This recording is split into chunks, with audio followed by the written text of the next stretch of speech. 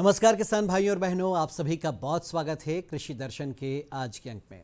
किसान भाइयों, पशुधन हमारा सबसे बड़ा धन होता है जो कृषि और उससे जुड़े सह व्यवसाय में हमारी बहुत मदद करता है। कई किसान भाई तो डेयरी पालन से ही बहुत अच्छा मुनाफा प्राप्त कर रहे हैं, तो ज़रूरी हो जाता है कि इस धन की सुरक्षा हम भी करें। आज के कार्यक्रम में हम इसी विषय पर बात करेंगे और बताएंगे कि पशुओं में होने वाले रोगों से उनका बचाव कैसे किया जाए। इसके अलावा किसान भाइयों, अभी रबी फसलों की बुआई का दौर चल रहा है, तो इस वक्त दिए जाने वाले उर्वरकों के बारे में भी हम आपको बताएंगे। उसके प्रबंधन के बारे में आज बहुत अहम जानकारी हम आपको देने वाले हैं। तो सबसे पहले बात करते हैं पशुओं में होने वाले मुंहपका और खुरपका रोग की, जिससे बचाव के लिए बड़े पैमाने पर इस वक्त पूरे देश में पशुओं का टीकाकरण भी किया जा रहा है। तो हम आपको बताएंगे कि ये रोग क्या है, इसके लक्षण क्या होते हैं और इन रोगों से अपने मवेशियों का बचाव कैसे किया जाए। इस विषय पर जानकारी दे रहे हैं डॉक्टर विमलेश कुमार। आप पशुपालन वैज्ञानिक हैं और सीहोर कृषि विज्ञान केंद्र में आप पदस्थ हैं।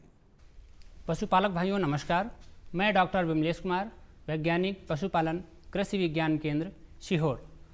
पशुपालक भाइयों, हमारा मध्य प्रदेश मुख्यतः एक कृषि प्रधान प्रदेश है और कृषि के साथ साथ पशुपालन यहाँ के लोगों का एक प्रमुख व्यवसाय है। पशुपालन में दूध उत्पादन की अगर हम बात करें तो उसमें मुख्यतः जो समस्याएं आती हैं उसमें है जो पशुओं में होने वाले रोग हैं, और उसमें से कई सारे ऐसे रोग होते हैं जो अत्यंत ही संक्रामक होते हैं, और इन रोगों के कारण पशु की जो उत्पादकता है वो प्रभावित होती है, और इस कारण से जो पशुपालकों को जो मुनाफा मिलने वाला होता है, जो आय प्राप्त होने वाली होती है, वो कहीं ना कहीं कम हो जाती है। तो इसी संदर्भ में आज हम चर्चा करेंगे एक अत्यंत संक्रामक बीमारी जिसको खुरपका मुंहपका या अंग्रेजी भाषा में फुट एंड माउथ डिजीज़ बोलते हैं। पशुपालक भाइयों, यह बीमारी इतनी गंभीर है कि इसको नियंत्रण के लिए भारत सरकार द्वारा एक विशेष प्रोग्राम भी चलाया जा रहा है। खुरपका मुंहपका रोग की बात करें तो यह विषाणु जनित एक अत्यंत संक्रामक रोग है जो कि फटे खुर वाले जो पशु हैं, जैसे कि गाय है, भैंस है, भेड़ है, बकरी है, सूअर हैं, इनमें मुख्यतः होती है। और इस रोग से प्रभावित जो हमारे पशु होते हैं उनके बीमारी में जो खर्चा होता है उससे, उपचार में जो खर्चा हो रहा है उसके कारण से, साथ ही साथ जो उत्पादकता या उत्पादन में कमी आती है उसके कारण से प्रतिवर्ष हमारे देश के जो पशुपालक हैं उनको हजारों करोड़ रुपए का आर्थिक नुकसान उठाना पड़ता है। इस रोग के विस्तार की अगर हम बात करें तो यह रोग जो है संक्रमित पशु से स्वस्थ पशुओं में फैलता है। मतलब अगर आपके फार्म पे या आसपास कोई बीमार पशु है तो उससे जो हमारे स्वस्थ पशु हैं उसमें इस रोग के होने की जो संभावना है वो काफ़ी अधिक हो जाती है। दूसरा माध्यम है जो पशु का आहार है, चारा है या पानी है। ऐसा चारा, पानी या आहार जो संक्रमित पशु के द्वारा संक्रमित है उसको अगर हमारा स्वस्थ पशु खा लेता है या उस पानी को पी लेता है तो भी ये रोग स्वस्थ पशुओं में हो जाता है। तीसरा जो प्रमुख माध्यम है वो है, क्योंकि ये जो विषाणु है बहुत ही हल्का होता है और हवा के माध्यम से या अन्य वस्तुओं के माध्यम से भी यह रोग जो है जो स्वस्थ पशु है उसमें हो जाता है। रोगों की लक्षण की अगर बात की जाए तो इस रोग में जब पशु को संक्रमण होता है तो सबसे पहले पशु को बुखार आता है।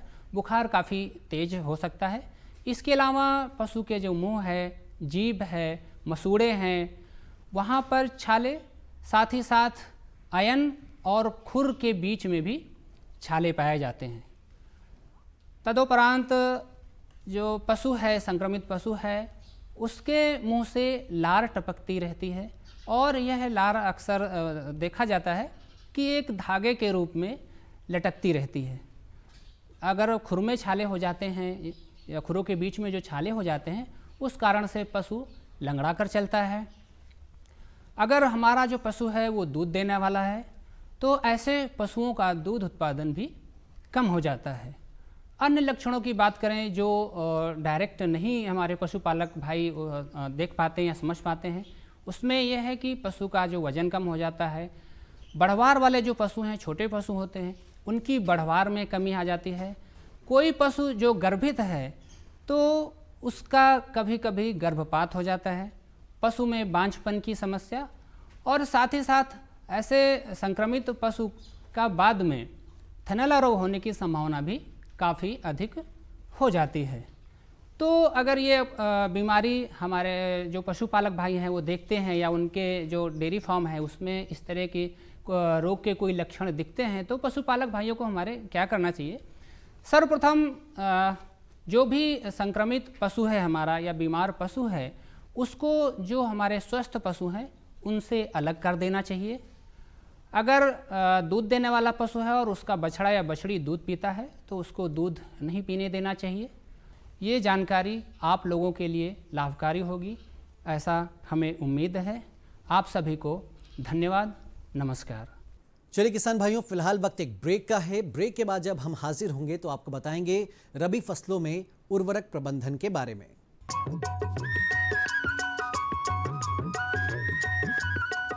अरे सुन तो।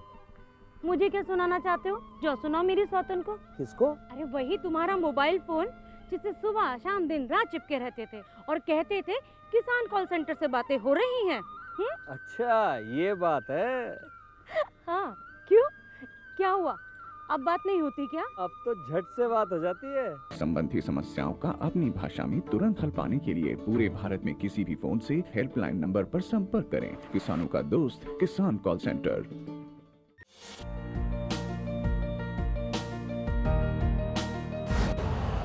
यूरिया का स्वदेशी उत्पादन 70 लाख टन बढ़ाने के लिए 6 उर्वरक संयंत्रों का उद्धार किया जा रहा है। FCIL के गोरखपुर, सिंदरी, तलचर और रामागुंडम संयंत्र, HFCL की बरौनी इकाई और BVFCL की नामरू फोर्थ। सोने पर सुहागा ये है कि देश में अब बनेगा सिर्फ नीम लेपित यूरिया, क्योंकि इससे होगा किसानों का फायदा ही फायदा। अनाज का उत्पादन 10% तक बढ़ेगा। बढ़ेगी 10 से 15% नाइट्रोजन क्षमता।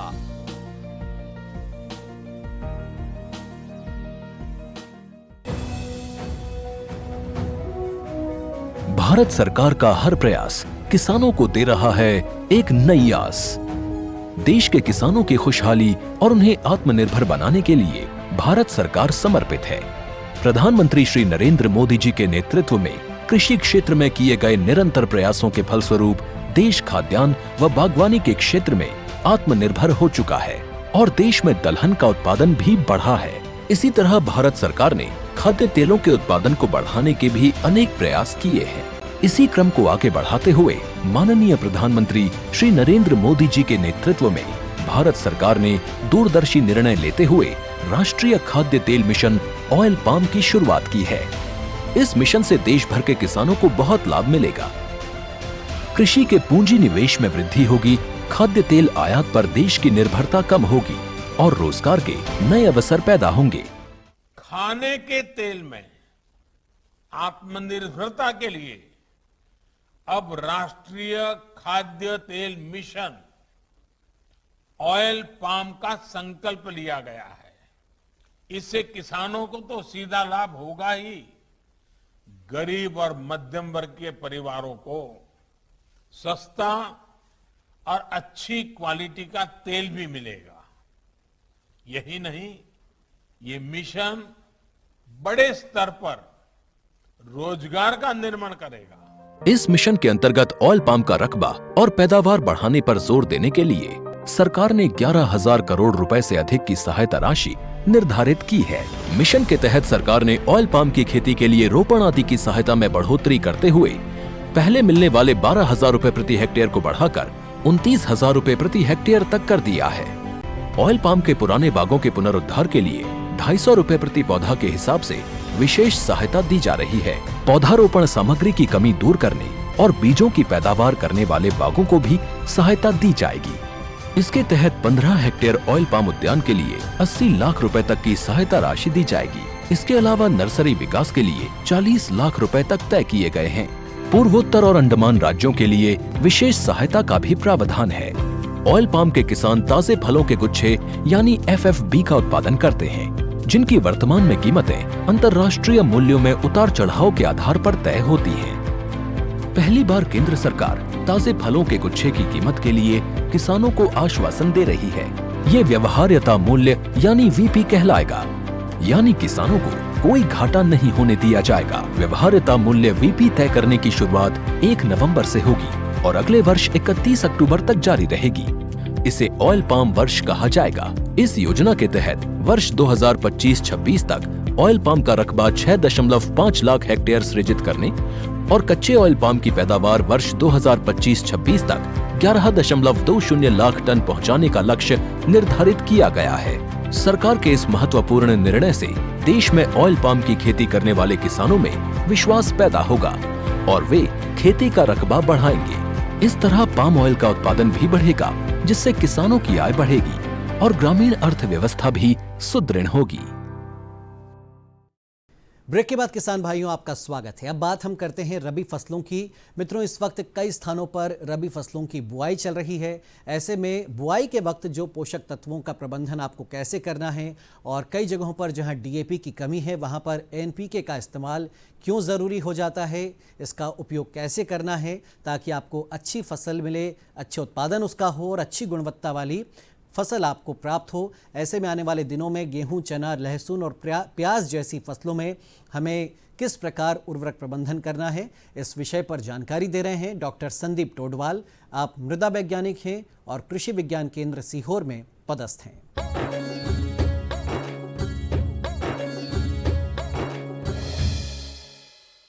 किसान भाइयों नमस्कार, मैं संदीप टोडवाल, वैज्ञानिक मृदा विज्ञान कृषि विज्ञान केंद्र सीहोर से।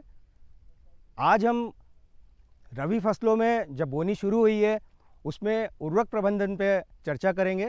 जहां हमारे गेहूं फसल लगाने की जो बात आती है, गेहूं फसल में अनुशंसित मात्रा में जो पोषक तत्वों की अनुशंसा की गई है वो 120 किलोग्राम नाइट्रोजन तत्व प्रति हेक्टेयर के मान से, 60 किलोग्राम फास्फोरस तत्व प्रति हेक्टेयर, 40 किलोग्राम पोटास तत्व प्रति हेक्टेयर और इसके साथ साथ 5.25 किलोग्राम जिंक तत्व प्रति हेक्टेयर के मान से अनुशंसित पोषक तत्वों की मात्रा है। यदि किसान इस उर्वरक को हम देने के लिए DAP का उपयोग करते हैं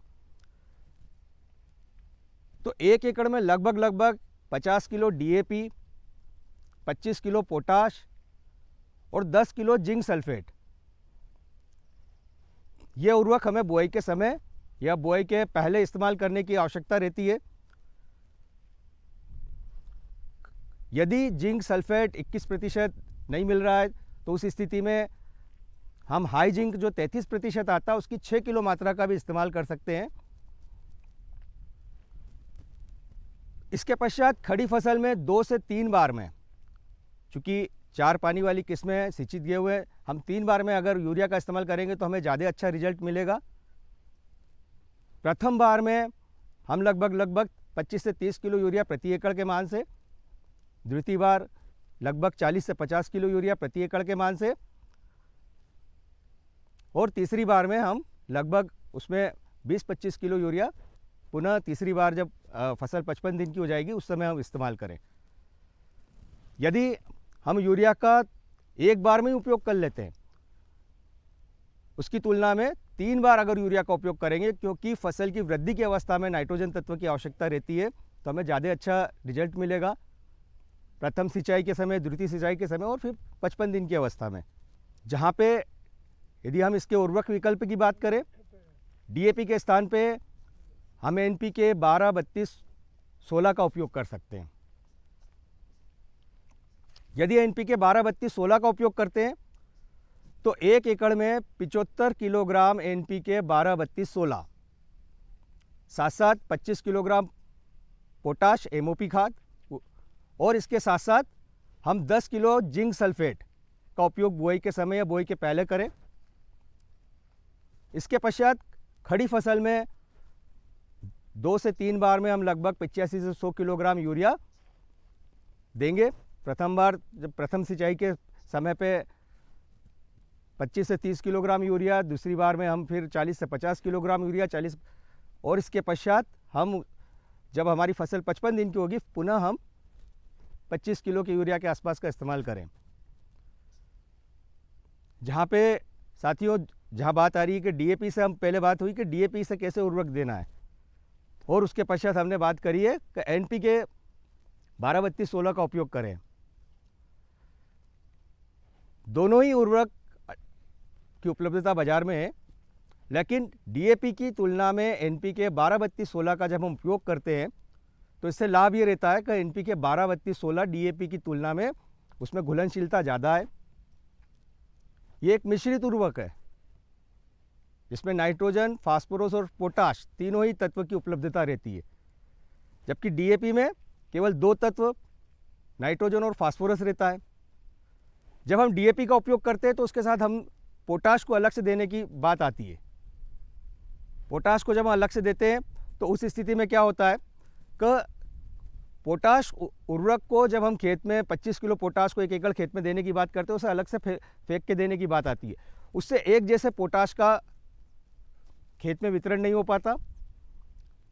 लेकिन उसकी तुलना में जब एनपीके 12-32-16 का उपयोग करते हैं तो बड़ी ही आसानी से नाइट्रोजन, फास्फोरस और पोटाश तीनों ही तत्व हमारे पौधे की जड़ के नीचे बड़ी आसानी से पहुंच जाते हैं, जिससे पोटाश खाद का उपयोग भी फसल के द्वारा अच्छी तरह से होता है। तो फसल वृद्धि से लेकर, जड़ों के विकास से लेकर और दाने में चमक और फसल की गुणवत्ता बढ़ाने की दृष्टि से देखा जाए तो एनपीके 12-32-16 का उपयोग काफ़ी अच्छा लाभकारी हो सकता है। साथ साथ जो एनपीके 12-32-16 रहता है उसमें पोषक तत्व की घुलनशीलता अधिक रहती है।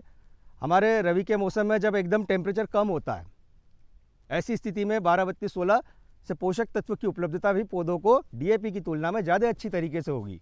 इसके साथ साथ जहाँ हम डीएपी की तुलना में और भी अन्य उर्वरक विकल्प की बात करें तो इसमें सिंगल सुपर फास्फेट भी हम इसका उपयोग कर सकते हैं पोषक तत्व की पूर्ति के लिए। सिंगल सुपर फास्फेट की मात्रा लगभग 150 किलोग्राम प्रति एकड़ की दर से, साथ साथ 25 kilogram potash, 10 kilogram zinc sulphate, यह हमें बुआई के पहले ही खेत में फेंकने की आवश्यकता है। इसके पश्चात खड़ी फसल में हम फिर से 85 से 100 किलो यूरिया, जैसे कि 2 से 3 बार में हमें देना है, तो उसे 3 टुकड़ों में करके हम देंगे तो हमारी फसल पे काफ़ी अच्छा लाभ देखने को मिलेगा। साथियों, ये तो बात रही जहाँ हम 4 पानी की उपलब्धता है वहाँ हम 4 पानी वाली गेहूं की किस्में लगा रहे हैं, पूसा मंगल, पूसा तेजस। लेकिन हमारे बीच में बहुत सारे किसान भाई ऐसे भी हैं जो 2 से 3 पानी वाली किस्में लगाते हैं। HI 1544 है, HI 1605 है। तो इन किस्मों में जहाँ 2 से 3 पानी हमारे पास उपलब्ध रहता है, इसमें उर्वरकों की अनुशंसा में अगर हम बात करें तो नाइट्रोजन की मात्रा थोड़ी कम हो जाती है, पोटाश की मात्रा कम हो जाती है। इसके अंदर 80 किलोग्राम नाइट्रोजन तत्व प्रति हेक्टेयर, 50 से 60 किलोग्राम फास्फोरस तत्व प्रति हेक्टेयर और इसके साथ साथ 30 किलोग्राम पोटाश तत्व प्रति हेक्टेयर और इसके साथ साथ हमें 10 किलो जिंक सल्फेट देना है। ऐसी स्थिति में जहाँ हमारे किसान भाई यदि एनपीके 12-32-16 की उपलब्धता है तो एक बोरी एनपीके 12-32-16 1 एकड़ के मान से और इसके साथ 10 किलो जिंक सल्फेट दें और उसके पश्चात 60 से 70 किलो के करीब हम यूरिया 2 बार में, क्योंकि चूंकि 2 पानी की किस्में हैं तो 2 बार में हम यूरिया को देंगे। तो साथियों, अभी हाल जो हमारी रबी की फसलों की बोनी जो हो रही है उसमें हम इस प्रकार से उर्वरकों का उपयोग कर हमारी फसल में अच्छा लाभ ले सकते हैं। और किसान भाइयों, अब आप देखिए खबरें खेती की। नमस्कार किसान भाइयों, आप सभी को दीपावली की हार्दिक शुभकामनाएं। और आइए देखते हैं खबरें खेती की। प्रमुख समाचारों में आईवीएफ तकनीक से बछड़े का जन्म, रबी फसलों की बुआई शुरू, चने की फसल से अधिक उत्पादन लें, आलू की उन्नत किस्में बोएं, गुलाब को उकठा रोग से बचाएं। और अब खबरें विस्तार से। आईवीएफ तकनीक से बछड़े का जन्म। कृत्रिम गर्भाधान की आईवीएफ तकनीक से भारत में पहली बार भैंस का गर्भाधान किया गया और बछड़े ने जन्म लिया। यह भैंस बन्नी नस्ल की है। इसके साथ ही भारत में ओपीयू आईवीएफ तकनीक अगले स्तर पर पहुंच गई। पहला आईवीएफ बछड़ा बन्नी नस्ल की भैंस के 6 बार आईवीएफ गर्भाधान के बाद पैदा हुआ। यह प्रक्रिया किसान विनय एल वाला के घर जाकर पूरी की गई। यह फार्म गुजरात के सोमनाथ जिले के धनेज गांव में स्थित है। रबी फसलों की बुआई शुरू। प्रदेश में रबी फसलों की बुआई किसानों द्वारा शुरू कर दी गई है। इस साल मानसूनी बारिश अच्छी होने से रबी फसलों की बुआई में मदद मिलेगी। सोयाबीन उत्पादक क्षेत्रों में रबी फसलों की बुआई शुरू हो गई है। अभी किसानों द्वारा दलहनी एवं तिलहनी फसलों की बुआई की जा रही है। इस हफ्ते से गेहूं की बुआई भी शुरू कर दी गई है। चालू रबी सीजन में 139 लाख हेक्टेयर में रबी फसलें बोने का कार्यक्रम बनाया गया है। गत वर्ष इतने ही क्षेत्र में रबी फसलों की बुआई हुई थी। अभी तक 5 लाख हेक्टेयर में रबी फसलों की बुआई हुई है। गेहूं की बुआई प्रारंभिक अवस्था में है। चना 1 लाख हेक्टेयर एवं सरसों 1.5 लाख हेक्टेयर में बोया गया है।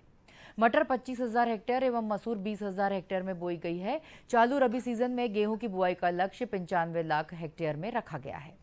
चना 25 लाख हेक्टेयर, मटर 2.33, मसूर 5.48, राई सरसों 8.63, अलसी 1.04 एवं गन्ना 1.44 लाख हेक्टेयर में बोया जाएगा। रबी फसलों में जल प्रबंधन। रबी मौसम की प्रमुख फसलों में गेहूं, चना, मसूर, सरसों इत्यादि में क्रांतिक अवस्थाओं में सिंचाई करें। गेहूं की फसल में पहली सिंचाई बोनी के 20 से 22 दिनों बाद शीर्ष जड़ें निकलने की अवस्था में, दूसरी सिंचाई बोनी के 40 से 45 दिनों बाद कल्ले निकलने की अवस्था में और तीसरी सिंचाई गबोट अवस्था के समय और बोनी के 60 से 65 दिन बाद करें। चौथी सिंचाई बालियां निकलते समय, बोनी के 80 से 85 दिनों बाद, पांचवी सिंचाई फूल आने की अवस्था में और छठवीं सिंचाई दानों में दूध भरने की अवस्था में करें। कम सिंचाइयां उपलब्ध होने पर पहली सिंचाई शीर्ष जड़ें निकालने की अवस्था में, दूसरी गबोट अवस्था में एवं तीसरी दानों में दूध भरने की अवस्था में करें। शीर्ष जड़ें निकलने एवं दानों में दूध भरने की अवस्था में अनिवार्य रूप से सिंचाई करना चाहिए। चने एवं मसूर की फसल में पहली सिंचाई फूल आने के समय एवं दूसरी सिंचाई फलियों में दाने भरते समय करें। सरसों की फसल में पहली सिंचाई बढ़वार के समय, बोनी के 30 दिन बाद एवं दूसरी सिंचाई फलियों में दाने भरने की अवस्था में करें। चने की फसल ने अधिक उत्पादन। चने की फसल से अधिक उत्पादन लेने के लिए सही समय पर बोनी करें। देर से बुआई करने पर उपज में कमी आती है। सही जाति के प्रमाणित बीज का उपयोग करें जिससे अंकुरण अधिक होकर प्रति एकड़ पौधे की संख्या उचित बनी रहे। बीज उपचार करें जिससे पौधे को बीज जनित एवं मृदा जनित बीमारियों से शुरू की अवस्था में प्रभावित होने से बचाया जा सकता है। मिट्टी परीक्षण के आधार पर संतुलित उर्वरक उपयोग करें जिससे भूमि की उर्वरा शक्ति बनी रहती है। समय पर पौध संरक्षण करें जिससे कीट एवं बीमारियों को समय पर नियंत्रित किया जा सकता है। खरपतवारों का समय पर नियंत्रण करें। गर्मी में खेतों की गहरी जुताई करें जिससे मिट्टी में पहले से हो रहे कीटों के शंखी एवं अंडे आदि तेज धूप में नष्ट हो जाएं। इल्ली से बचने के लिए 20 सेंटीमीटर आकार की खूंटी प्रति एकड़ खेत में लगा देना चाहिए जो चने की फसल से लगभग 1 फुट ऊंची रहे तथा दाना भरने पर इन खूंटियों को निकाल देना चाहिए। अंतर्वर्तीय फसल लेने से इल्लियों का प्रकोप कम हो जाता है। इसके लिए चना, अलसी या चना, सरसों उगाना चाहिए। आलू की उन्नत किस्में बोएं। आलू का शुद्ध एवं स्वास्थ्य एवं विषाणु मुक्त बीजों का चुनाव कर आलू को समूचा एवं काटकर बोते हैं। 1 हेक्टेयर खेत की बुआई के लिए औसतन 20 से 25 क्विंटल कंदों की आवश्यकता होती है जबकि कटे हुए कंदों की मात्रा 10 से 12 क्विंटल प्रति हेक्टेयर के लिए पर्याप्त होती है। अधिक उपज प्राप्त करने के लिए कंदों का व्यास 2.5 से 5.5 सेंटीमीटर तथा वजन 35 से 50 ग्राम के बीच होना चाहिए। बड़े आकार के कंदों को काटकर बोया जाना चाहिए परंतु प्रत्येक कंद में 3 से 5 आंखें अवश्य होनी चाहिए तथा वजन 25 ग्राम से कम नहीं होना चाहिए। कंदों को बुआई के 7 से 10 दिन पूर्व काटकर 0.2% 2 ग्राम लीटर मैनकोजेब के घोल में 10 मिनट तक डुबाकर नम एवं छायादार स्थान में सुखाने के बाद ही बुआई करनी चाहिए। आलू की उन्नत किस्में कुफरी सिंदूरी, कुफरी चंद्रमुखी, कुफरी अलंकार, कुफरी लवकर, कुफरी बादशाह, कुफरी बहार, कुफरी लालिमा, कुफरी जवाहर, कुफरी अशोका एवं कुफरी सतलज बोने से अधिकाधिक लाभ पाया जा सकता है। गुलाब को उखटा रोग से बचाएं। उखटा रोग का प्रकोप होने पर गुलाब के पौधे ऊपर से नीचे की ओर सूखने लगते हैं। यह रोग मुख्य रूप से काटी छांटी गई शाखाओं की ऊपरी सतह से शुरू होता है तथा शाखाएं भूरे काले रंग की हो जाती हैं। तत्पश्चात यह रोग शाखा में मुख्य तना तथा तने से जड़ में फैलने लगता है। गंभीर प्रकोप होने पर पौधा मर जाता है। नए रोग पौधों की अपेक्षा पुराने पौधों पर जल्दी और तेजी से फैलते हैं। इस रोग के कारण फूलों के उत्पादन में भारी गिरावट आ जाती है। इसके प्रबंधन के लिए कटाई छटाई के बाद शाखाओं पर 4 भाग कॉपर कार्बोनेट, 4 भाग रेड लेड और 4 भाग अलसी के तेल का अच्छी तरह से मिश्रण बनाकर लेप करें। कार्बनडाजिम या क्लोरोथेलोनिल का 2 ग्राम प्रति लीटर घोल से मृदा का उपचार करें। रोगग्रस्त शाखाएं, सूखी टहनियों और मुरझाए हुए फूलों के डंठल को काट कर जला दें। कटाई छटाई के 10 दिन तक खाद उर्वरक नहीं दें। रोग रोधी किस्मों का चयन करें। तो किसान भाइयों, आज खबरें खेती में बस इतना ही। अब मुझे आज्ञा दीजिए। नमस्कार।